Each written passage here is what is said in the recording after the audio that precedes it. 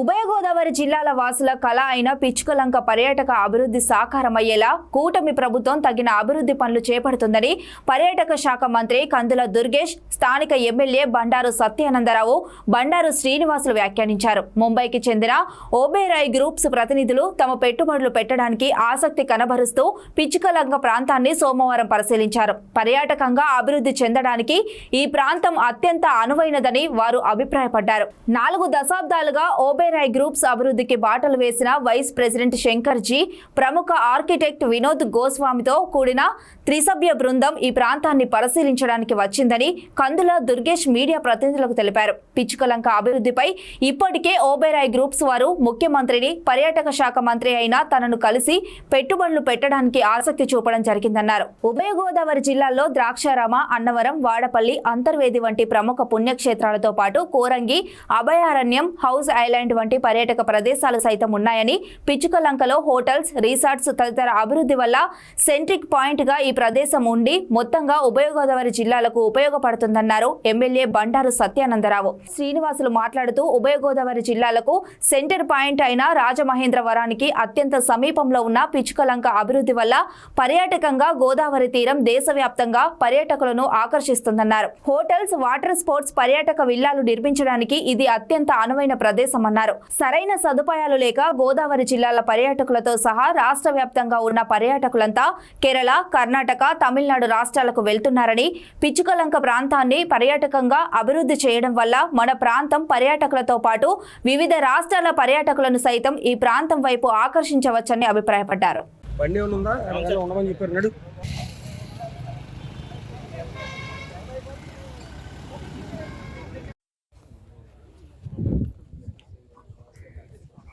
Senior most legislator మాజీ పెద్దలు రుచి చౌదరి గారు, కలెక్టర్ గారు మహేష్ కుమార్ గారు, ఇక్కడికి విచ్చేసినటువంటి అందరికీ కూడా ధన్యవాదాలు తెలియజేస్తూ, శ్రీ శంకర్జీ ఆయన ఒబెరాయ్ హోటల్స్లో గడిచిన 4 దశాబ్దాలుగా అదే సంస్థలో ఉంటూ ఒబెరాయ్ హోటల్స్ దేశవ్యాప్తంగా అభివృద్ధి చెందడానికి ఎంతో కృషి చేసినటువంటి వైస్ ప్రెసిడెంట్ గారు ఒబెరాయ్ హోటల్స్కి, అదేవిధంగా వినోద్ గోస్వామి గారు, సుప్రసిద్ధ ఆర్కిటెక్ట్ గారు, ఆయన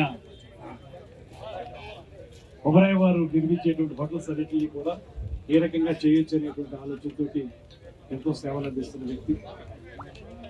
వారితో పాటు ఇంకొకరు వచ్చారు, మొత్తం 3 టీం, శంకర్జీ గారు, వినోద్ గారు, అదేవిధంగా మరొకరు 3 కలిసి ఇవాళ ప్రత్యేకంగా మన పిచ్చుకలంకనే అభివృద్ధి చేయడానికి పర్యాటక పరంగా దీన్ని ఏ రకంగా ముందుకు తీసుకెళ్లాలనేటువంటి ఆలోచనతో ఇక్కడికి రావడం జరిగింది. దీనికి ముందుగా గతంలో కొన్ని రోజుల క్రితం, ఒక 15-20 రోజుల క్రితం మన విజయవాడలో ముఖ్యమంత్రి గారితోనూ, ఆ తర్వాత పర్యాటక శాఖ మంత్రిగా నాతోనూ వారు చర్చలు జరిపినప్పుడు జరిగినటువంటి అంశాలు ఏమిటంటే, ఒకటి, ఇప్పటికే వారు ఆంధ్రప్రదేశ్ రాష్ట్రంలో గడికోట ప్రాంతంలో, అదేవిధంగా తిరుపతిలో, విశాఖపట్నంలో 3 చోట్ల కూడా విల్లాస్ స్థాయిలో రిసార్ట్స్ నిర్మించి అక్కడ టూరిజం డెవలప్మెంట్కి మా వంతు సహకారం మేము అందిస్తామనేటువంటి మాటని వారు చెప్పడం జరిగింది. అప్పుడు మేము కూడా కోరాం, మనం టూరిజం డిపార్ట్మెంట్ నుంచి రాజమండ్రిలో ఉన్నటువంటి ఈ పిచ్చుకలంక ప్రాంతంలో చాలా అద్భుతమైనటువంటి ఈ ప్రకృతి సంపద ఉంది, అదేవిధంగా పర్యాటకులను ఆకర్షించేటువంటి అనేక అంశాలు ఈ చుట్టూ ఉన్నాయి కనుక దీన్ని మీరు పరిగణలోకి తీసుకోవాలనేటువంటి మాట వారికి చెప్పాం. అదేవిధంగా మదనపల్లి హార్స్లీ హిల్స్లో కూడా కార్యక్రమాలు చేయాలని టూరిజం తరఫున కూడా వారిని కోరడం జరిగింది. దీని మీద ఇంతకుముందే చాలా డీటెయిల్ డిస్కషన్ విజయవాడలో జరిగింది. ఇప్పుడు వారు ప్రత్యక్షంగా నేను సైట్ చూసి ఆ సైట్ని పరిశీలించి ఏ రకంగా ఉపయోగపడుతుంది అనేటువంటి మాటతోటి వినోద్ గారికి మనందరి తరఫున కూడా ప్రత్యేకమైనటువంటి ధన్యవాదాలు తెలియజేస్తూ, అదేవిధంగా ఇవాళ వారందరికీ కూడా విపులంగా వివరించాం. పెద్దలు రుచి చౌదరి గారి ప్రాంతం మీద కానీ, ఈ పిచ్చుకలంక మీద కానీ సంపూర్ణమైన సాధికారికమైనటువంటి ఆలోచన ఉంది. అదేవిధంగా స్థానిక శాసనసభ్యులు సత్యానంద గారు, కలెక్టర్ గారు అందరం కలిసి వివరించి చెప్పడం జరిగింది. ఇక్కడ ఒక్కసారి మీరు టూరిజం స్పాట్గా దీన్ని ఐడెంటిఫై చేసి ఇక్కడ రిసార్ట్స్ నిర్మించగలిగితే, అవి కూడా పెద్ద స్థాయిలో నిర్మించగలిగితే ఉభయ గోదావరి జిల్లాల్లో కూడా అనేక పర్యాటక ప్రాంతాలు, ఒక పక్కన మనకి పవిత్రమైనటువంటి దేవాలయాలు ఉన్నటువంటి ప్రాంతాలు, ద్రాక్షారామం కానీ పిఠాపురం కానివ్వండి, భీమేశ్వర స్వామి ఆలయం మన సామర్లకోట కానివ్వండి, ఇవి ఉన్నాయి. ఒక పక్కన అన్నవరం ఉంది. అదేవిధంగా ఇక్కడ లక్ష్మీ జనార్దన స్వామి టెంపుల్ ఏమో దేవళేశ్వరంలో ఉంది. అంతర్వేదిలోనేమో లక్ష్మీ నరసింహస్వామి టెంపుల్ ఉంది. అదేవిధంగా కోరుకొండ లక్ష్మీ నరసింహస్వామి టెంపుల్ ఉంది. ఇలాగా చాలా ఆలయాలు, ప్రాశస్త్యం పొందినటువంటి ఆలయాలు, చాలా ఎక్కువ మంది భక్తులు వచ్చేటువంటి ఆలయాలు ఉన్నాయి ఒక పక్కన. దాంతోపాటు అటు పక్క వెళితే మారేడుమిల్లి ప్రాంతం అంతా కూడా అద్భుతమైనటువంటి ఎక్కువ టూరిజం ఉపయోగపడే విధంగా పర్యావరణ హితమైనటువంటి టూరిజం ప్రాంతాలు ఉన్నాయి. అదేవిధంగా ఇక్కడ గోదావరి, అద్భుతమైనటువంటి గోదావరి తీరం ఉంది. కోనసీమలోకి వచ్చేటప్పటికి కేరళని మించినటువంటి అందాలు ఉన్నటువంటి కేరళ కోనసీమ ఉంది. ఇలా చూసుకుంటే సంపూర్ణమైనటువంటి ఒక సర్క్యూట్ గా, అంటే ఏవైతే మనం కేవలం గోదావరి జిల్లాలో చిరకాల వాంఛ పిచ్చుకలంక అభివృద్ధి పడుతుంది. దీనివల్ల టూరిజం పెరిగితే సర్వీస్ సెక్టర్లో వేలాది మందికి ఉపాధి లభిస్తుంది. ఆంధ్రప్రదేశ్లో టూరిజం పెరగాల్సిన అవసరం ఉంది. దాంట్లో ఇప్పుడు సోదరులు దుర్గేష్ గారు మంత్రిగా వచ్చారు, మన మంత్రిగా. అలాగే చంద్రబాబు గారు కూడా టూరిజాన్ని పెంచాలన్న ఆలోచనలో పవన్ కళ్యాణ్ గారు వారు కలిసి ఆలోచన చేస్తూ ఉన్నారు. ఇది సుందరమైన ప్రదేశం.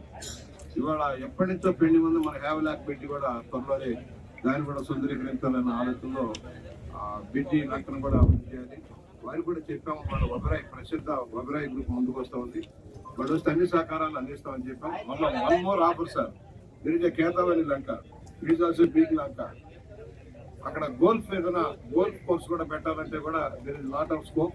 వన్స్ వీ ప్లాన్ ఎగాదింది గోల్ఫ్ కోర్స్ కూడా పెడితే మీ టోటల్ అటాచ్మెంట్ ఇది one of the best location in Godavari.